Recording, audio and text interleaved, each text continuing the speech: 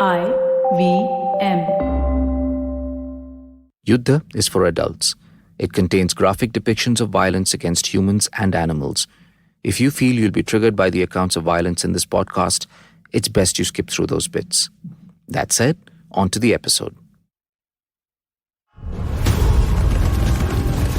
Their horses are in full gallop and their lances and swords plunge deep into the flesh of Babur's men. Peering through the dust cloud of the chaos and carnage, Babur knows that these are the most ferocious enemies that he has ever encountered. He may have vanquished Ibrahim Lodi, but Rana Sanga's army is organized and tougher, a coalition of Rajputs, along with Lodi Afghans, seeking vengeance against the Timur invaders of Hindustan.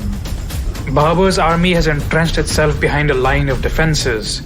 At the center are the rows of wagons, secured together by chains that can stop enemy horsemen. Elsewhere there are ditches and a new contraption, barriers in the form of wheeled wooden tripods. At both ends of Babur's line are Mongol horsemen, ready to strike when the time is right. Cannons bristle from the line of wagons and matchlock men shoot any Rajput horseman brave or lucky enough to get within striking distance. Behind the matchlock men are most of Babur's army, waiting in reserve for the right moment to strike. They would not have to wait long. As the battle rages, they are sent forth, both sides clashing and then falling back, wounded and exhausted. Yet there is hope for Babur. Finally, the cavalry on his right wing pushes back the Rajputs. Now Babur's matchlock men surge out of the line of wagons. Bracing their unwieldy matchlocks, they begin shooting lethal lead balls into the Rajput and Afghan warriors. To protect the brave matchlock men, Babur's foreign military advisor, Mustafa Rumi, gives the order for the entire line to move. Like a fortress on wheels, Babur's lines of chained carts and mobile tripods advance closer to the Rajput lines. Cannons belch fire and smoke. Stone cannonballs whiz through the air, tearing into men and beasts, or bouncing along the ground, terrifying the horses of the Rajputs. Babur also has mortars that launch stones high into the air so they can crash down among his enemies. Meanwhile, the Mongol horsemen fan out across the flanks of the battlefield, raining arrows on the Rajputs, gradually compacting them into an incoherent mass. After hours of bloody combat, the battle finally draws to a close. Even the formidable Rana Sanga is badly wounded. He is helped out of the cauldron of combat by his fellow Rajputs as they retreat. But the day's killing is not over. Babur's army wants revenge. They pursue the Rajputs and Afghans now, cutting them down for miles and miles. The Battle of Khanwa began in the morning. As the sun retreats into the horizon, obscuring the fields of the dead and dying, Babur knows that he has won his greatest battle. It is the year 1527. Hindustan could belong to the Timurids, but only if they can keep it.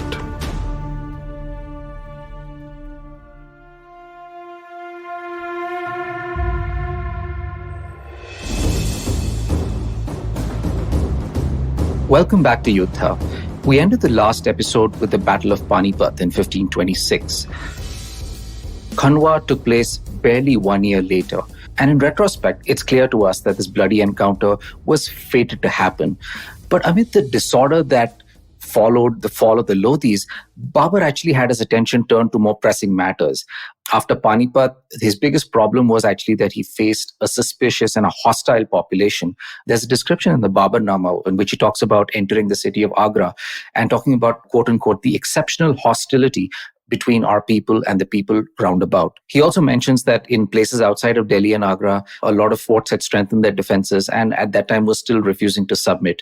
Babur did immediately seize the Lodi treasury at Agra. He really needed that money. He needed those mountains of gold and silver to pay his own soldiers. This is the loot that had drawn them into Hindustan in the first place. It's also clear to us at this time that Babur did not really think much of Hindustan. He was a newcomer here, but he's already feeling homesick. There's this quote about Babur from the Baburnama that everyone knows. It goes something like, quote, Hindustan is a country of few charms. The people have no good looks, no good manners, no genius or capacity. There are no good horses, no good dogs, no grapes, muskmelons or good fruits, no ice or cold water, no bread or cooked food in the markets, no hot baths, no colleges, no candles, torches, or candlesticks. That's a big line of complaints. Some of this is just like very trivial homesickness. For example, Babur misses running water when he's in the plains of Hindustan. What that means is he doesn't see the gurgling streams and rivers that he would in a mountainous land like that of Kabul and the Kabul River. Some of this is also just a plain racism that was just the norm of his time. So that's, for example, in his dislike of how Indians looked. But having said all that, there are more serious matters he's pointing to. The most serious of them is the need to constantly import war horses. He says Hindustan has no good horses. This is a constant challenge for any polity in the Indian subcontinent, securing a reliable supply of horses for warfare. We should also remember that in all of this, Babur did like many things about India. He did say nice things about the refreshing breeze after the monsoons. He did talk about the seemingly limitless number of craftspeople who were available to do pretty much any task. This is where the practical side of Babur shows up. The thing that he liked most about Hindustan was the wealth. This was a land of abundant gold and silver, which is simply a way of saying this was a land where you could generate revenue and generate wealth on which a major polity could be built. You could build power in Hindustan like you could not in impoverished Kabul. Kabul was nice to visit, but if you wanted to do something that matters, Hindustan, Delhi and Agra were where you wanted to be. Babur clearly makes the decision at this time to stay in India. Now, he may have made the decision earlier, but this is when he makes it public. This is when he tells his soldiers, his retainers, that he plans to stay on in India. Not all of these people are obviously happy with this. A lot of them came for the loot. They won glory. They won gold. Now they want to return to Afghanistan. But Babur knows that he needs these people, so he manages to convince most of them to stay on. There's a contrived speech in the Baburnama where he talks about how they have, for example, struggled for several years, seen difficulties, traversed immense territory. Babur also talks about how they have exposed themselves to the perils of war, how they have exposed themselves to the dangers of slaughter. And why would they risk all this if their intention was to simply remain in, as he puts it, impoverished misfortune in Kabul? This is basically Babur trying to convince his own army, his own retainers, his power base really, that they ought to stay on in Hindustan and help him govern. Now, governance was not the only thing that Babur had to do. He also continued to face major threats. Babur had not won an empire. He had won a sliver of land extending from the Indus all the way to Agra. All of the rest of Hindustan and all of the rest of India as a whole, the subcontinent, belonged to other powers, and many of these were powerful in their own right. Babur's most immediate threat at that time was restive Afghan factions to the east. But especially after the reigns of 1526, it becomes clear to him that actually the biggest threat is the Rajput coalition to the south of him. The Rajputs have seen their numbers swell from the arrival of refugee Afghans and are now advancing on them. Now, years before, when Babur was still in Kabul, he claims that Rana Sanga had actually sent him a dispatch proposing that they carve up the Lodhi's realms between themselves. The idea was that Babur would take Delhi and the Sisodias of Mewar under Rana Sanga would take Agra. We don't know if this is actually true because this claim comes a bit later in Babur's memoirs, so it could be self-serving. It's certainly not what motivated him to attack Hindustan. There tends to be some controversy about this, which is completely unnecessary because even if it is true that Rana Sanga suggested something, all it tells us is that this was a very able statesman who knew that it made sense to stretch the capabilities of his Lodhi enemies, right? Rana Sanga could not look into the future. He could not have imagined Babur's armies would get the Lodhis to fold so quickly. But that's what happened. And what resulted was these two major powers, Babur and the Timurids on one side, Rana Sanga as Mewads and Lodhis on the other, both of them eyeing Hindustan as the big prize. I think that's a very important point that you've brought up, Aditya. There's a tendency very often to think about these figures in the 15th, 16th centuries as being motivated purely by rather anachronistic motivations, such as a nationalism or, belief in religious purity and that kind of thing. But I think that the ambiguity around Rana Sanga's motivations and what precisely he may or may not have agreed to do with Babur are very telling, right? Because I think that the confusion in itself indicates that, as you said, he's actually a very intelligent statesman. He understands that his power in Hindustan is rising. He understands that the Lodi state is moribund and he wants to finish them off. And he also sees this unknown and ambitious warlord coming in from the north that could potentially be a problem for the Lodis, and therefore it would have made sense for him from a geopolitical perspective to encourage Babur to come in and at least create chaos. He may not have expected Babur to be as successful as he did, but I think the lead up to the Battle of Khanwa in 1527 shows it very clearly that Rana Sanga did immediately understand the threat that Babur posed and moved as fast as he could to try and deal with it. And once again, you can see that he's a pragmatic statesman. He is not fighting on behalf of some religious purity. He sees that the Lodis and he have a common enemy now, just as he and Babur had a common enemy before, and therefore he teams up with the Lodis to try and take Babur down a notch. Absolutely, Anirudh. I would in fact say that if Rana Sanga had in fact done this, his actions would have been perfectly in consonance with the advice given in the Arthashastra. Though, of course, there's no evidence that the Arthashastra was actually used at this time or that Rana Sanga actually referred to it. But it does speak to a normal dynamic that you see in geopolitics between states.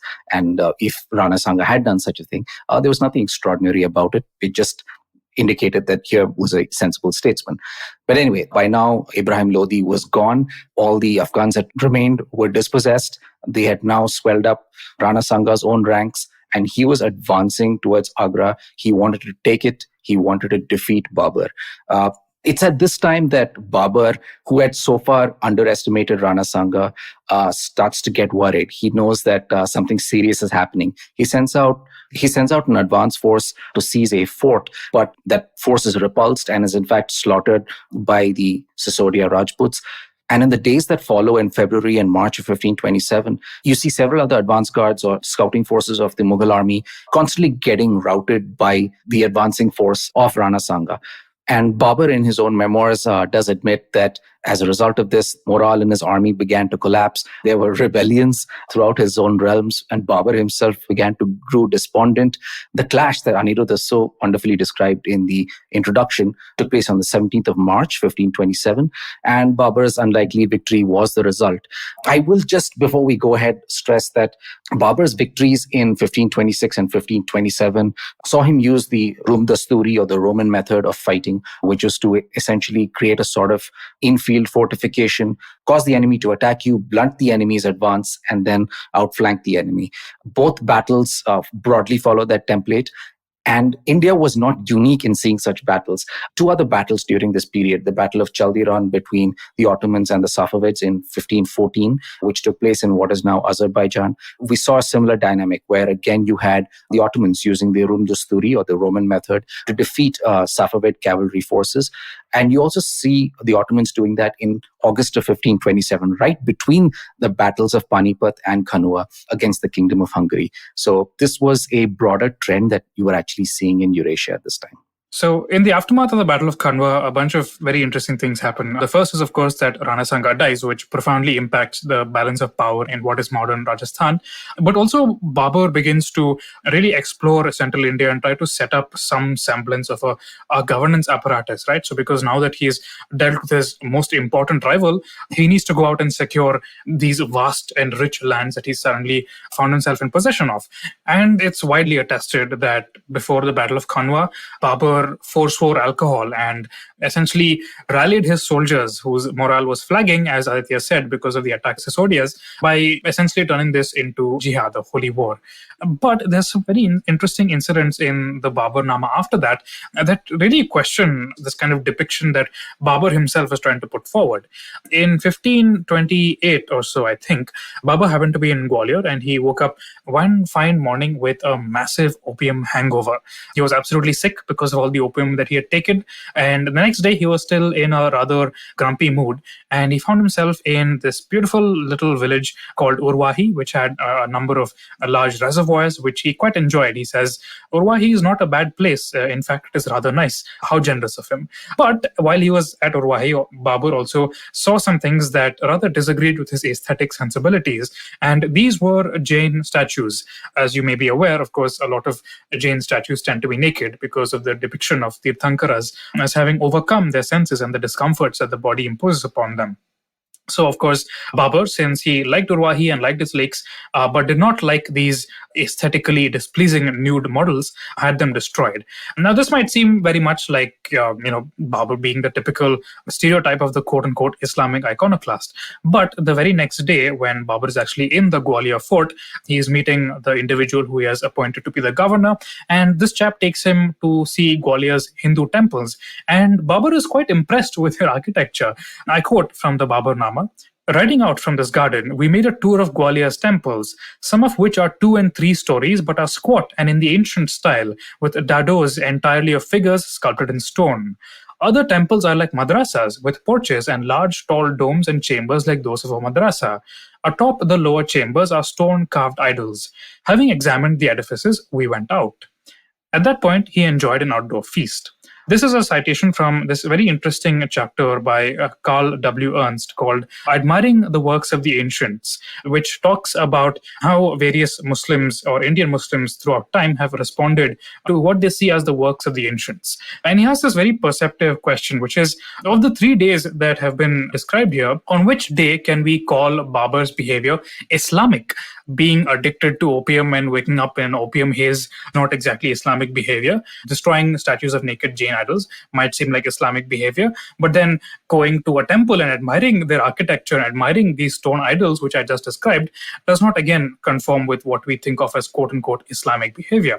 Which brings up this very important and crucial question that I think is worth reiterating as we proceed through the season, is that it's very, very simplistic to reduce the motivations of an individual to what we think of as a particular kind of religious behavior, unless we think about their historical context, unless we think about their personal tastes, and unless we think about all the possible things that could be motivating a person, of which very, very little survives to the present day, except for the propaganda that they and their descendants and their rivals may have created about them. We need to be very, very careful when trying to ascribe these motivations to them. Babur is clearly not motivated primarily by religion and what he's doing. He's also a politician. He's also an individual who is concerned with building an empire. At the same time, he's a guy with his own quirks, his addiction to wine and opium, and all the stuff that he has been through life and all the motivations he's constantly juggling with. And of course, his own curiosity and intelligence are all things that we need to consider when trying to figure out why Babur, and after Babur, his descendants, did the things that they did. Absolutely, Anirudh. We should at this point note that while Babur did forswear drinking alcohol on the eve of the Battle of Khanwa, towards the end of his life, which was barely 4 years later, he did resume drinking. This is obviously something that continued to give him a lot of comfort. And he didn't really ever kick the habit. So Babur didn't really have a long time to live, but he did still have to deal with the Afghans in the east. And he fought his third and final battle in Hindustan in May of 1529, when he confronted an Afghan force on the east bank of the Ghagra River. Now, again, what's interesting here is not just how Babur uses firearms, but also how he uses more traditional fieldcraft and tactics. He used his cannons and his matchlock men to fix the Afghans, who by this time had actually acquired their own cannons from Bengal via the Portuguese. So he managed to fix them over a 3-day period, and meanwhile sent a force upriver to outflank the Afghans and defeat them. The Battle of Ghagra is simply interesting because it breaks the mold from the battles of Panipat and Khanwa and shows us that Babur was in many ways quite tactically adaptive. And it does indicate that while technology definitely helped an army like Babur's, it had to be combined with leadership, organization, and tactics. These are things that Babur's immediate successor, his son, would struggle with. Babur died in December of 1530, and his son, Nasiruddin Muhammad Humayun, took over. And we are told that among Babur's dying words to Humayun was advised that he should go easy on his brothers, even if those brothers turn against him, and even if those brothers may deserve severe punishment. Humayun was often described as a sort of dreamer, an eccentric character, and so on. But he did have a practical streak in him, and he knew what his brothers really were. His brothers were Kamran, Askari, and Hindal. Each of them had their own patronage networks. Each of them had their own fiefs. So after the death of Babur, the entire kingdom by itself did not necessarily go to Humayun. In fact, Kamran got Kandahar and Kabul, provinces that he had already been holding for some time. Meanwhile, Askari was given Sambhal, which is a very small area just due east of Delhi, and Hindal, the other brother, got Mewat, which is also adjoining Delhi. So they had fairly minor fiefs of their own, but Kamran was the real potential rival to Humayun. Now, one of the first things that Humayun has to do is to consolidate his own father's successes. Again, this is not an empire at this stage. It is still a speculative project. It is still an entrepreneurial state in the making. And Humayun knows that a lot of Afghans who have been defeated at Panipat and Khanwa are actually getting together under the realm of Bahadur Shah, the Sultan of Gujarat. So Humayun's immediate task is to actually wage a campaign in Gujarat. The campaign doesn't go very well. You start seeing some of the limitations of Humayun as a commander. Humayun's enemies know when to retreat, when to advance. And the moment that Humayun retreats from Gujarat, you once again see Bahadur Shah return and reassert his sovereignty. So that entire campaign did not yield much. But it was a relatively minor affair in comparison to what was yet to come, because the real challenge to Humayun and what would become the Mughal Empire actually came from the east, where you had a greater conglomeration of Afghan forces, people who knew the lay of the land, people who were born and brought up there, people who knew how to build political power. And this brings us to who, for me at least, is one of the most compelling individuals of the 16th century. An individual who started off with the name of Farid and later came to be known as Sher Khan and then finally Sher Shah Suri. This guy is a really, really fascinating individual. He is not one of the aristocratic Lodi Afghans. He's descended from a group called the Sarang Khanis, who are basically Turkomans who are descended from slaves who were in service of various Central Asian warlords. And then during the Lodi period, gradually began to immigrate into the Punjab, mostly as horse traders. And then because, as we talked about in the last episode, the Lodi state was very interested in trying to get the great aristocratic Afghan houses under control, they increasingly began to rely on these low-born, non-aristocratic Sarang Khanis in order to try and maintain some kind of central control over their vast and scattered empire. So what happens is that around 1498 or so, this individual called Hasan Khan, who is married to a lady who comes again from one of those minor Rajput families in the Punjab. And now, once again, I think it's worth mentioning that though we very often think about Rajputs as these great aristocratic houses that live mostly in Rajputana, and as we mentioned in the last episode, the Rajput identity was a lot more diffuse and very often was more generally used by warrior peasants of various caste groups and of various positions in the caste hierarchy across North India. So this individual, Hasan Khan, is married to a Rajput lady and they have a son together called Farid, and the three of them are sent by Sultan Ibrahim Lodi to secure control of this strategic part of the Gangetic Plains that is basically the kind of crossing point between Awadh and the rest of Bihar. Now, the bits of this individual Farid's story are kind of messy when we have to kind of use a large number of sources to kind of recreate what really happened.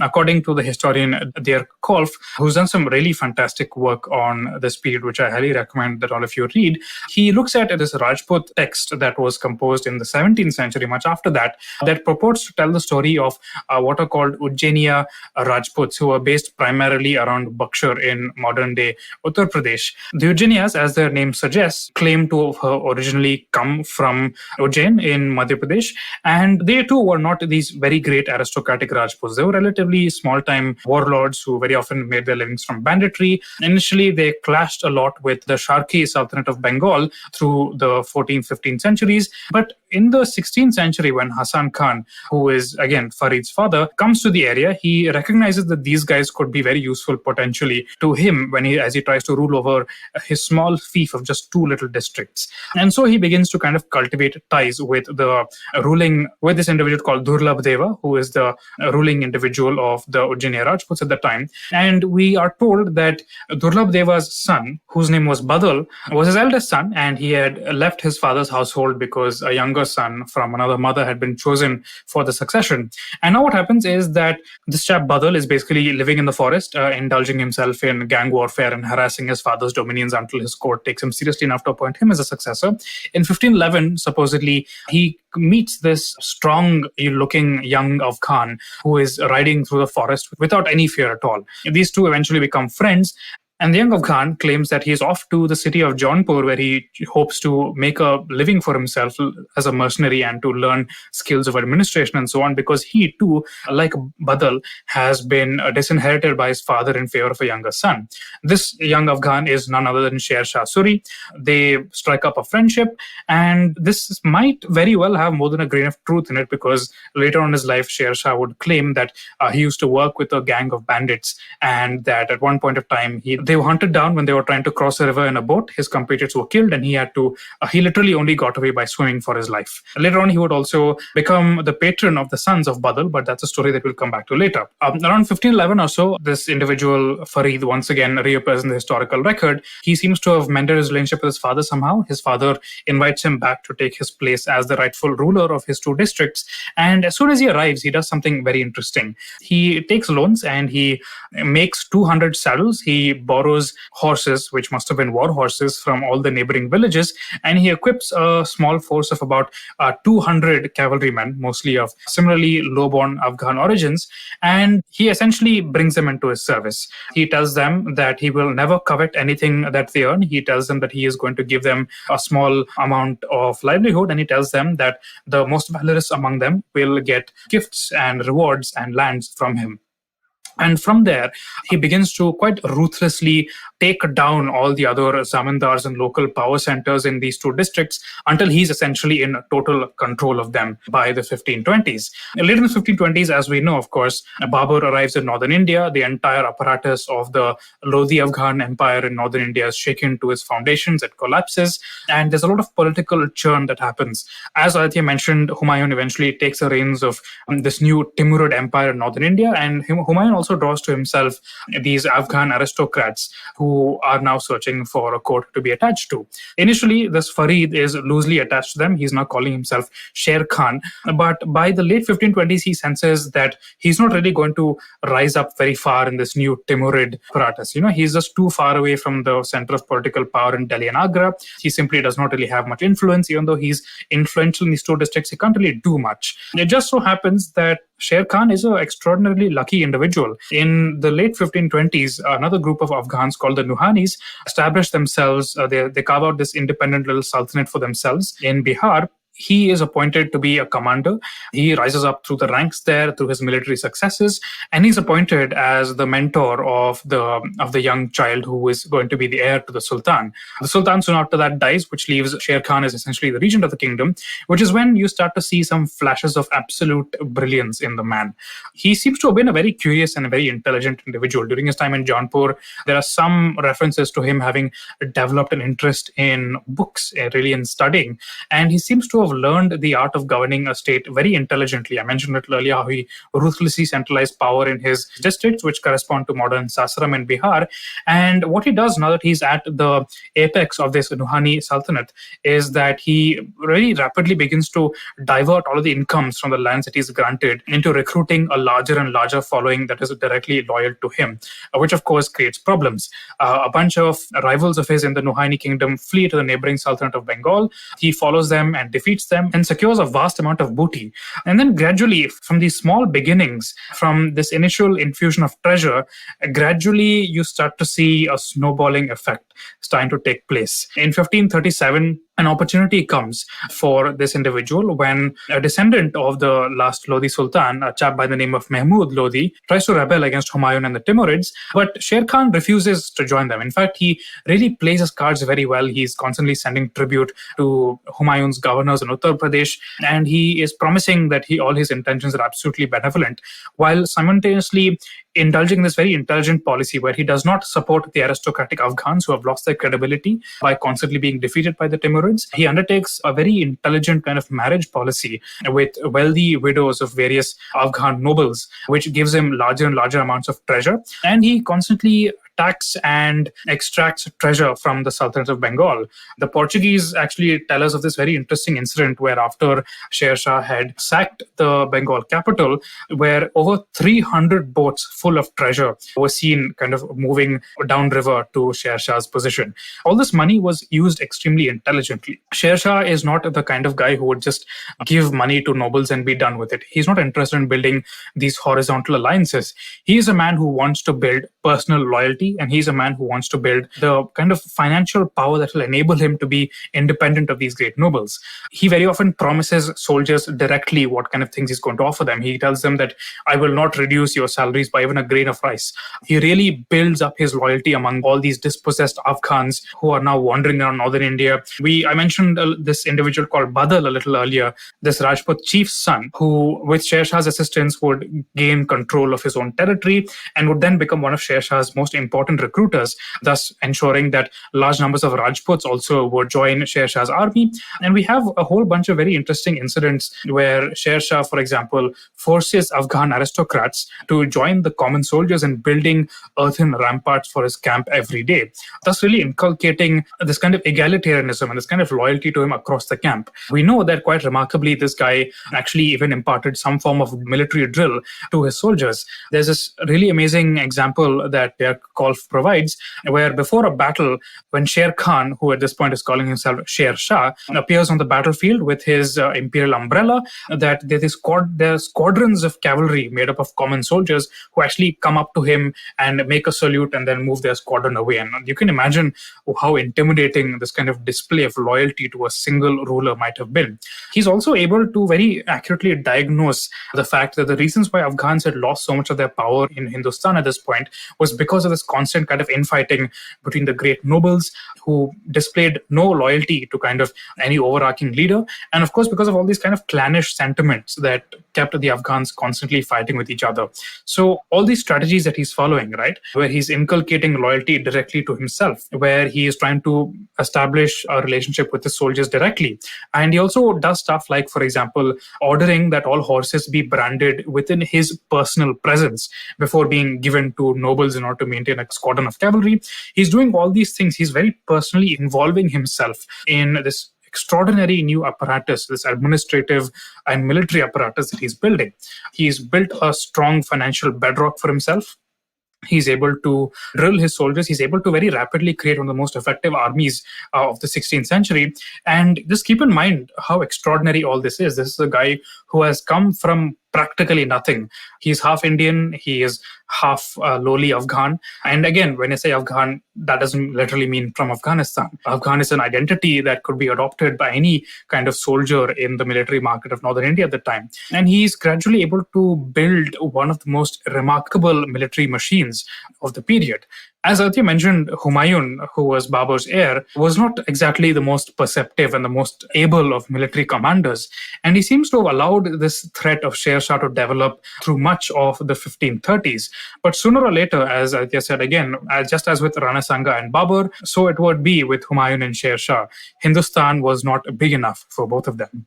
Anirudh, if there is a study in contrast in terms of personalities during this period of time, I can't think of one better than Humayun and Sher Khan, or later Sher Shah.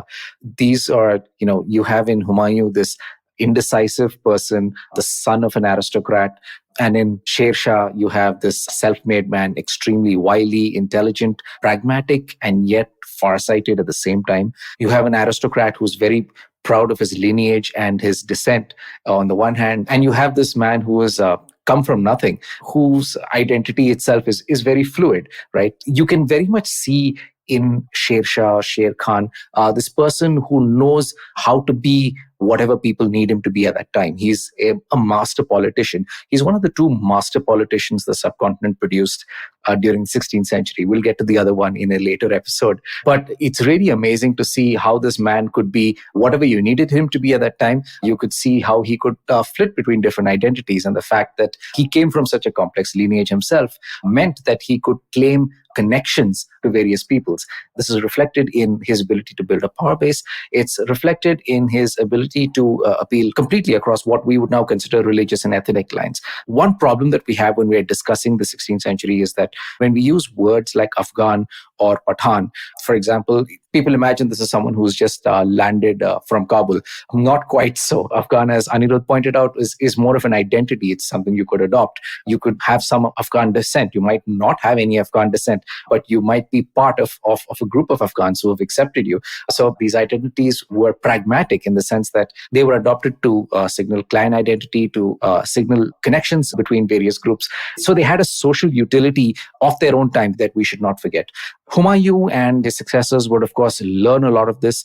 They would get much better at it in the decades and centuries to come. But at this time, there's hardly a match between these two people. We know what happened in the contest between Humayun and Sher Shah. But I will say, before we get into it, that it's just amazing that the person who came out on top eventually was Humayun and not Sher Shah. That, of course, has a lot to do with contingency, as we'll see.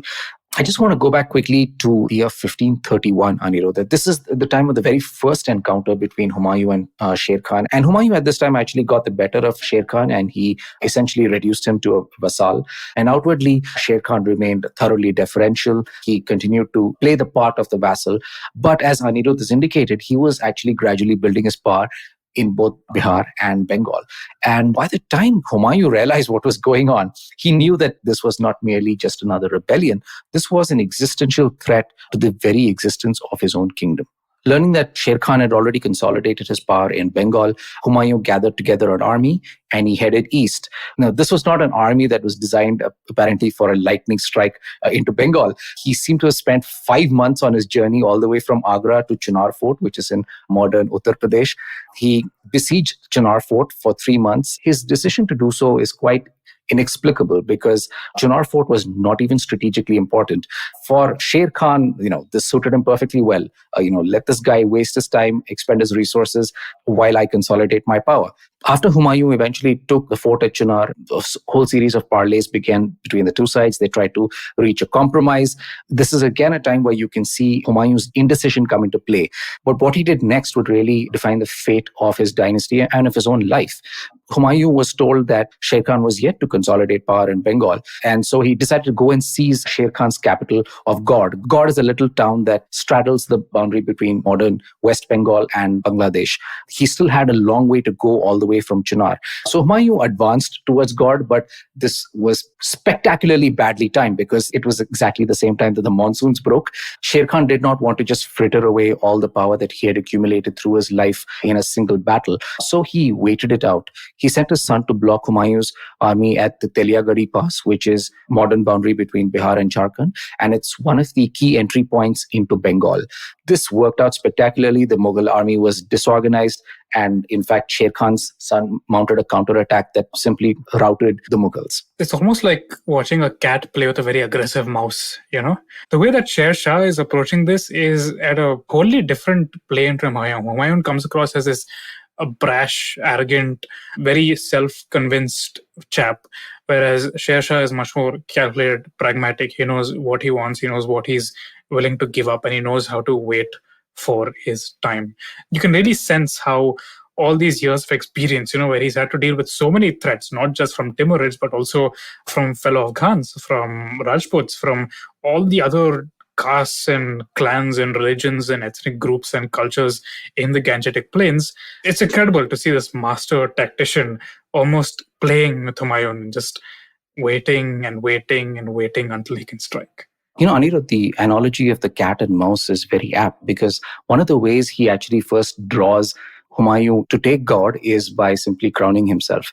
And the coronation of Sher Khan into Sher Shah is actually what draws Humayun in. I should just point out that Sher Shah left Gaud.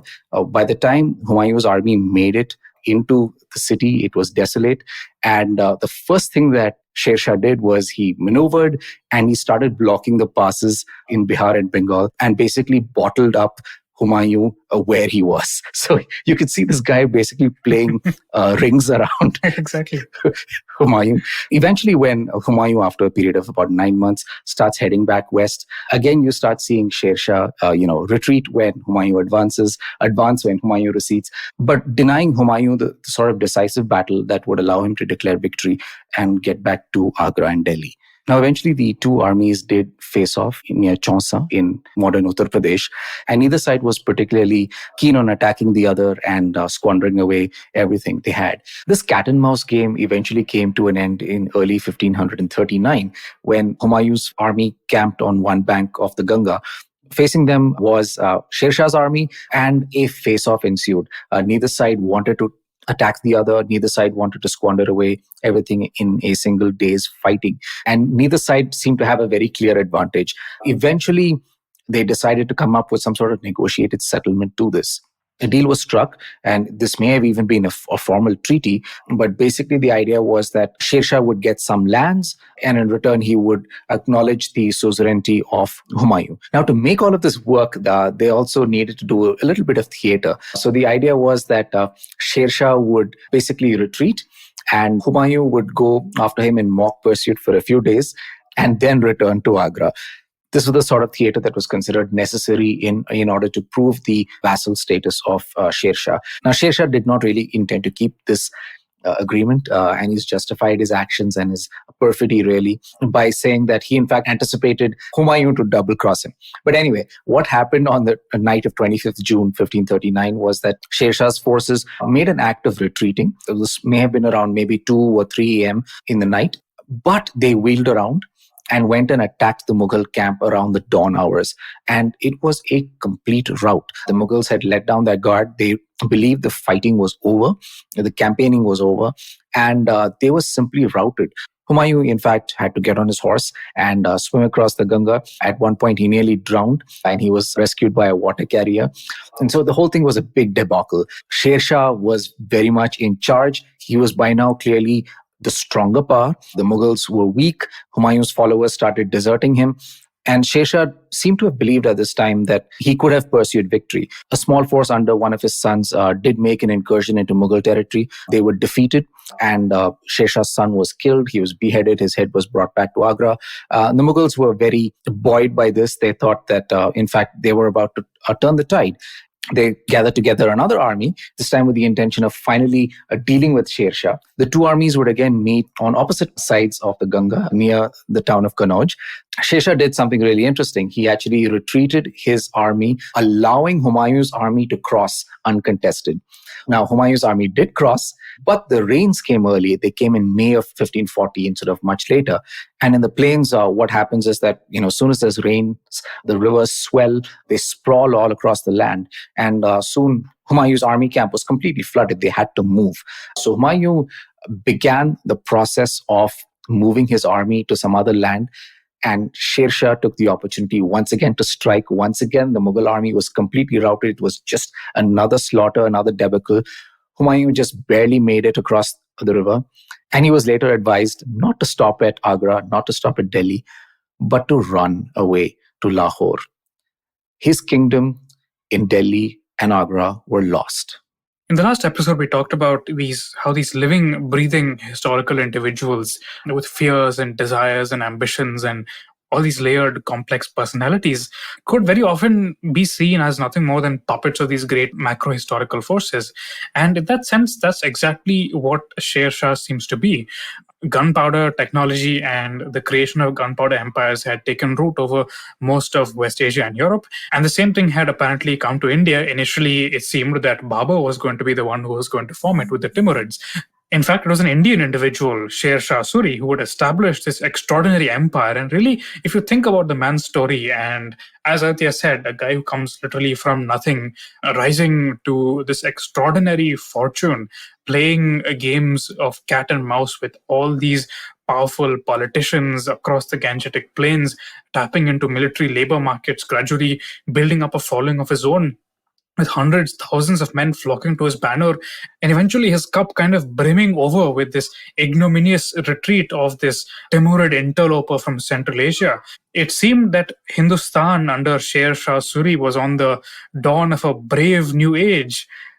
But as we're going to see in the next episode, that was not strictly the case, because the forces of randomness of history and the luck of the Timurids was far from extinguished. India's military history is fascinating, horrifying, and spellbinding. It is also misunderstood. Historical figures did not live, kill, and die in order to conform to our political beliefs. And military history is not just a series of battles, it's a way of looking at our past. And the lens of military history is dark, but it is also illuminating, revealing the political, social, cultural, and economic forces that shape the subcontinent. If you agree and would like to help more people understand India the way we see it, the best thing you can do to support us is to leave us a review and tell others about this podcast. And while you're at it, please support the IVM Podcast Network as well by listening to Yuddha, Echoes of India, All Things Policy, and other shows on the IVM Podcasts app or wherever you get your podcasts. Hey everybody, it's been another great week on the IVM Podcast Network. On the Life Manifesto with Zarina Poonawala, we learn about the 7 golden rules of personal branding and how you can apply these in your daily life. Do check out this kickoff episode for Season 3. On Paisa Vaisa, Anupam speaks to Sumit Rai, Managing Director and CEO at Edelweiss Tokyo Life Insurance. They discuss current trends in the insurance industry. In the world of Simplified, Chuck, Naren, and Tony are celebrating Engineers Day. They share fun college anecdotes, talk about engineering education in India and its future. On Advertising is Dead, Varun talks to Vikas Gupta, Managing Director of Wiley, about how Wiley made the shift from traditional publishing to edutech. And on Echoes of India with Anirudh Kanisetti, tune in to discover why history forgot the Ajivikas and remembered the Mauryas. Do follow us on social media. We're IVM Podcast on Twitter, Facebook, Instagram, and LinkedIn. And remember, if you're enjoying this show or any of our other shows for that matter, please do tell a friend. That is the most helpful thing that you could do to help us out. And finally, this week, we'd like to thank our sponsors on the network, Cred, Bank of Baroda, Quarter, CoinSwitch, Kuber, and Intel vPro. We really do appreciate the support. This is what makes it possible. Have you ever wondered where the business world is headed? How the ways in which we create, market, and sell to consumers will evolve? Or if we'll ever go back to wearing pants while working? For answers to all of this and more, tune into Advertising is Dead with me, Varun Dugirala. Every Tuesday, as I talk to entrepreneurs, leaders, and change makers from across business, media, marketing, and beyond. You can catch all episodes of Advertising is Dead on the IVM Podcast website, app, or wherever you get your podcast from.